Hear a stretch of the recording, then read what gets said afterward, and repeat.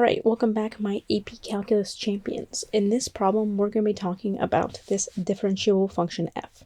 So the graph of this function f is shown for x's between -6 and 7 inclusive. It has a horizontal tangent at x equals -2, that's here, and is linear for x's between 0 and 7 inclusive. Let R be the region in the second quadrant bounded by the graph of f, the vertical line x equals -6, and the x and y axes. So here's our R. Region R has area 12. Part A says that the function g is defined by g of x is equal to the integral from 0 to x of f of t dt. Find the values of g of -6, g of 4, and g of 6. So let's go ahead and get started. We can start off with g of -6.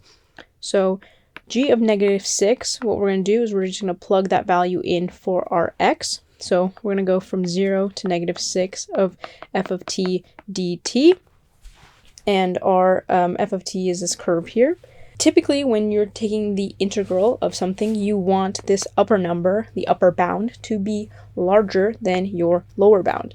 It looks like for this case, it's not. So we're going to have to use this property where we can swap the bounds of our integral and get the negative of that area in order to actually get the area of this. So this is equivalent to negative integral from -6 to 0 of f of t dt.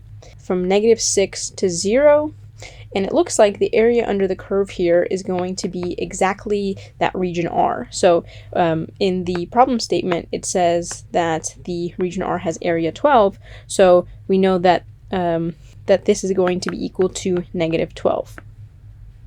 Moving on to g of 4.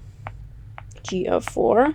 So this is going to be the integral from 0. We're going to plug that 4 into our x. So our upper bound is now 4, f of t dt. So the area that we are looking at here is going to be from 0 to 4. So it looks like it's this little triangle here. Okay, so luckily for us, we know what the area of a triangle is. It should be 1/2 base times height. So it looks like our base is 1, 2, 3, 4. This is 4 units wide, and this is 2 units tall. So it's going to be 1/2 times the base, 4 times 2. So these two cancels out, and we get 4 as our answer for g of 4. And then the last value that we're looking for is g of 6. So g of 6, and this is going to be equal to the integral from 0 to 6 of f of t dt. So what are we looking for? We are looking from 0 to 6. So it looks like this area is actually made up of 2 different triangles. So that first triangle that we just solved for in the last problem, that's from 0 to 4, and then from 4 to 6 we have another triangle. So we don't really need to recalculate the area of this first triangle, right? We just did it in the last area we looked at, so we can say that as our starting number is just going to be 4, but we also need to add this little triangle here. So it looks like its base is 1, 2. This here is 2 units wide, and then it is 1 unit tall. Plus or minus? Well, you might be tempted to put a plus here, but that's actually going to be a minus. The reason why is this area is below the x-axis. It has a negative area. So we're going to be subtracting 1/2 times base times height. What is our base? Our base is 2, and our height is 1. So 1/2 times 2 times 1. So these two are going to cancel out, so we're just going to get 1. So this value is going to be 3. And that should be all 3 answers for part A. Let's go ahead and move on to part B.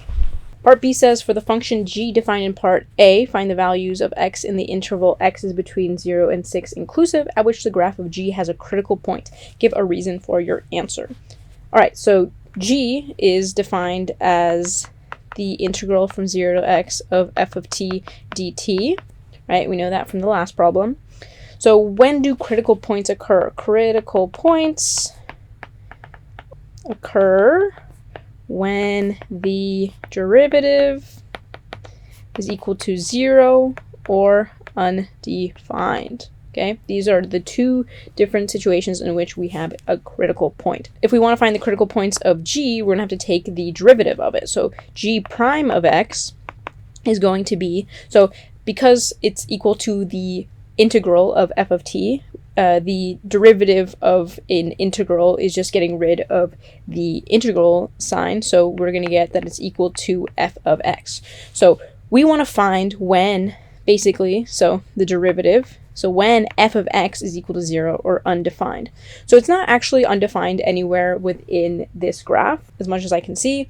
We are going to look for when it is 0. So our bounds are between 0 and 6, and in between 0 and 6, it looks like this one critical point that we have is when x is equal to 4. So we would say that g has a critical point when x equals 4 because g prime of 4 is equal to 0. And that should be our answer for part B. Moving on to part C, this one says the function h is defined by h of x is equal to the integral from -6 to x of f prime of t dt. Find the values of h of 6, h prime of 6, and h double prime of 6. Show the work that leads to your answers. Okay, so h of x is equal to the integral from -6 to x of f prime of t dt. So if we're trying to find h of 6, we would just be plugging in 6 for that upper bound. So -6 to 6 of f prime of t dt.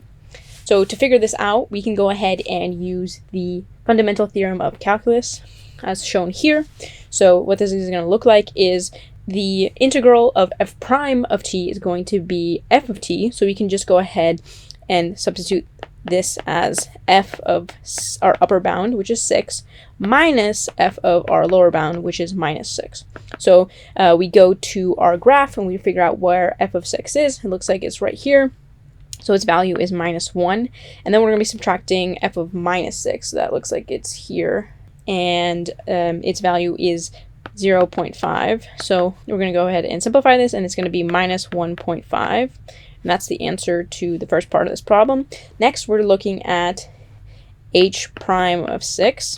So h prime of 6. Remember that h of x is equal to this integral. So if we take the derivative of an integral, we're just going to get the function that's inside of that integral. So it's going to be f prime of x, where our x is 6. We're looking at the slope at x equals 6. So here is this slope. We can kind of do this in a few different ways. I like to just use the rise over run. Pretty simple, easy to remember. So this says you can plug in y2 minus y1 over x2 minus x2, or x1, where x1, y1, and x2, y2 are 2 points on the graph that you're trying to find the slope of. So we can just go ahead and use this 4, 0, and this 6 minus 1 as our 2 points. So we can go ahead and plug them in. So -2 minus 0 over 6 minus 4. So we're going to get -1/2.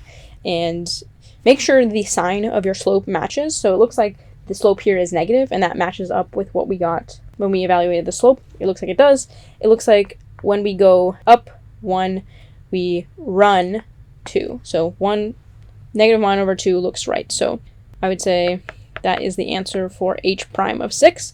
And then we're looking at h double prime of 6. So this is the second derivative of h. To figure this out, we can just take the derivative of the value that we got for f prime of 6, because this is going to be equal to f double prime of 6. So since f prime of 6 is a constant, it's just a value. When we take the derivative of a constant, we're just going to end up getting 0. So h double prime of 6 is just going to be 0. And that should be it for this problem. If you have any questions, feel free to leave them down below and I'll get back to you. And I hope you have a great rest of your day.